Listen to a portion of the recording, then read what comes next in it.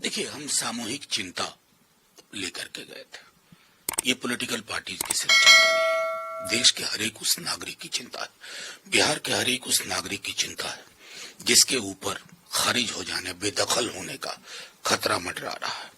Point by point हम में से हर किसी ने कई सवाल रखे, चिंताएं रखी, लेकिन उन चिंताओं को सुनने की जो एक लोकतांत्रिक प्रवृत्ति होनी चाहिए, एक ऐसी संस्था में जिसकी वजह से हम डेमोक्रेसी का महफूज होना समझते हैं, उसका हमें अभाव दिखा। और ये अभाव भी दोहरी चिंता का विषय है। कई सारे सवाल हमने किए, बातचीत में ये भी निकल के आया कि बिहार की 20% की आबादी खुद चुनाव आयोग की ओर से पलायन करके रहती है अलग अलग राज्यों में, उनका क्या स्टेटस है ये जानना जरूरी है। जो डर हमें था, कमोबेश उसी दिशा में चीजें जा रही हैं।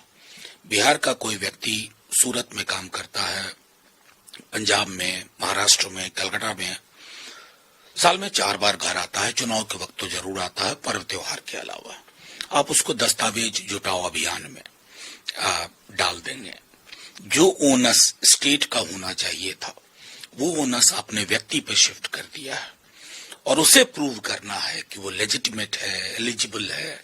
और एक ऐसे राज्य में जहां लिटरेसी को लेकर के हो या बाकी सर्टिफिकेट्स को लेकर के हो, घोर चिंता है, घोर परेशानी है।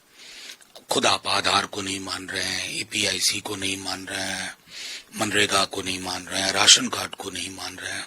तो इस तरह की उलझनों के बीच में ये इंक्लूजन कम एक्सक्लूजन का मैकेनिज्म ज्यादा लगता है। और इसलिए मैंने कल प्रेस को भी संबोधित करते हुए कहा कि इस तरह की मीटिंग में जो सौहार्द का वातावरण होना चाहिए था, उसका अभाव दिखा।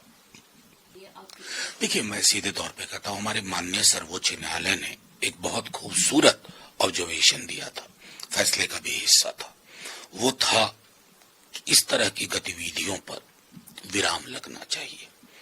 हम अपने देश को क्या बनाना चाहते हैं? अभी गुडविल मिशन भेजा था ना दुनिया भर में कि साहब यहाँ हिंदू, मुसलमान, सिख, ईसाई देखो कितने भाईचारे के साथ रहते हैं, कितनी तो ये दिखावटीपना कैसे चलेगा? क्या दुनिया ये नहीं देख रही होगी कि इनके यहाँ कैसे प्रोफाइलिंग की जाती है? कमोबेश ऐसा ही जर्मनी में भी हुआ था।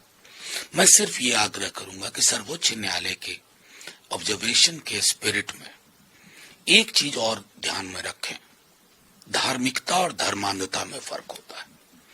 हम हमेशा एक धार्मिक मुल्क रहे, धर्मांध मुल्क नहीं रहे। धर्मांध मुल्क अपने लिए खुद मृत्यु आलेख लिख लेता है, उसे किसी की जरूरत नहीं पड़ती। देखिए, अव्वल चूंकि आपने ये सवाल पूछा, मैं तकरीबन 15 वर्षों से, उससे ज्यादा से ही चुनाव आयोग के संपर्क में हूं। अलग अलग चुनाव आयुक्त आए गए, मुझे बेहद पीड़ा के साथ बाहर निकल करके ये बोलना पड़ा कि मैं इस मीटिंग को, जो इतने महत्वपूर्ण मुद्दे पे थी, मैं इसे सौहार्दपूर्ण नहीं कह सकता।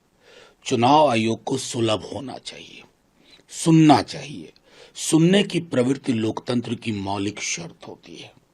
हमने सारी चिंताएं बताई, जो सवाल पूछे, चाहे नेता प्रतिपक्ष तेजस्वी जी की ओर से पत्र में जो चीजें इंगित थी, टाइमिंग को लेकर के, डिफिकल्टीज को लेकर के, बेदखल करने की एक जो लोगों के अंदर परसेप्शन, जिसकी वजह से वोटबंदी बोल रहे हैं इसको। अगर आप ये वीडियो YouTube पर देख रहे हैं तो हमारे चैनल को सब्सक्राइब कर बेल आइकन दबाएं, और Facebook पर देख रहे हैं तो हमारे पेज को लाइक करें।